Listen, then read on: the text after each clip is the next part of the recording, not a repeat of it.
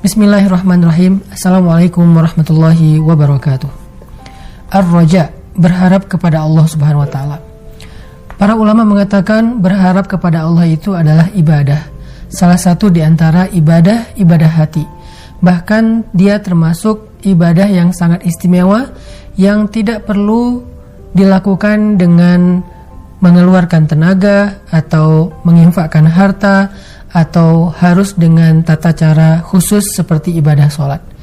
Ibadah ini adalah ibadah yang ringan, ibadah yang mudah dilakukan dengan melibatkan perasaan dan hati kita. Bahkan para ulama mengatakan, seseorang yang tidak pernah berharap kepada Allah, maka dia termasuk orang yang sombong. Allah Subhanahu wa taala berfirman di dalam surat Al-Alaq, "Kalla innal insana la yatgha ar-ra'ahu istaghna." Sungguh manusia akan melampaui batas, artinya dia mudah tergelincir terhadap dosa.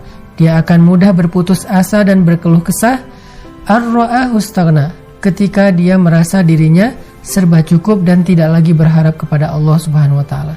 Makanya Allah Subhanahu wa taala mengatakan, "Antumul fuqara'u ilallah." Wahai manusia, kalian itu adalah fakir kepada Allah Subhanahu wa taala. Arti fakir di sini sangat membutuhkan Allah Subhanahu wa taala. Sehingga teman-teman yang dirahmati Allah Subhanahu wa taala, coba kita renungkan kembali seberapa besar pengharapan kita kepada Allah Subhanahu wa taala. Makin besar kita berharap kepada Allah akan kebaikannya, rahmatnya, anugerahnya, ampunannya, kasih sayangnya, maka semakin besar ibadah hati kita. Berharap kepada Allah adalah berharap yang tidak mungkin kecewa. Kalau kita berharap kepada makhluk, kemungkinan besar kita akan kecewa. Bukan karena orangnya tidak baik, bahkan orang baik pun bisa membuat kita kecewa. Kenapa? Karena orang baik punya keterbatasan. Dia pelupa, sehingga ketika kita berharap kepada dia akan sesuatu, lalu dia lupa, kita akan kecewa. Orang baik juga manusia yang punya rasa lelah, rasa sedih, rasa gak nyaman di hatinya. Kadang-kadang dia juga sedang dalam kondisi imannya lemah sehingga mudah baper. Sehingga dengan segala keterbatasan yang dimiliki oleh dia sebagai makhluk, walaupun dia orang baik, dia tetap mudah mengecewakan kita. Berharap kepada orang tua, kadang orang tua bisa membuat kita kecewa walaupun mereka yang paling mencintai kita. Berharap kepada pasangan juga kadang-kadang mengecewakan kita. Justru semakin besar berharap kepada pasangan, kepada makhluk, kepada manusia, semakin besar potensi kecewa kita dalam hidup. Maka Allah Subhanahu wa taala di dalam surat Al-Baqarah ayat 218 tadi mengajarkan kepada kita satu cara supaya apapun yang kita lakukan kita gak akan kecewa.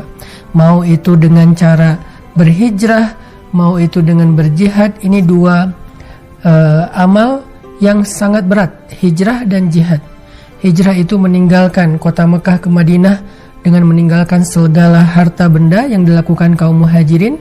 Kalau tidak berharap kepada Allah, maka nggak akan mungkin seseorang itu berani berhijrah. Bagaimana enggak?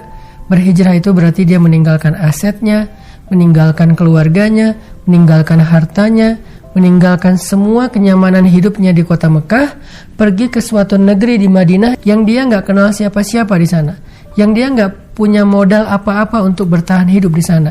Terus apa yang membuat kaum muhajirin kuat hatinya dan berani melakukan ibadah hijrah ini dengan segala macam resiko dan konsekuensinya? Satu-satunya kekuatan mereka adalah ar-raja'u ilallah. Mereka berharap kepada Allah Subhanahu wa taala. Dan Allah adalah zat yang tidak pernah mengecewakan siapapun yang berharap kepadanya. Dan terbukti setelah kaum muhajirin hijrah ke kota Madinah, Allah tunjukkan kebaikan demi kebaikan dalam kehidupan mereka, kemenangan demi kemenangan dalam dakwah mereka, sehingga Allah benar-benar membuktikan Allah gak pernah ngecewain hambanya yang berharap kepadanya. Kemudian juga jihad.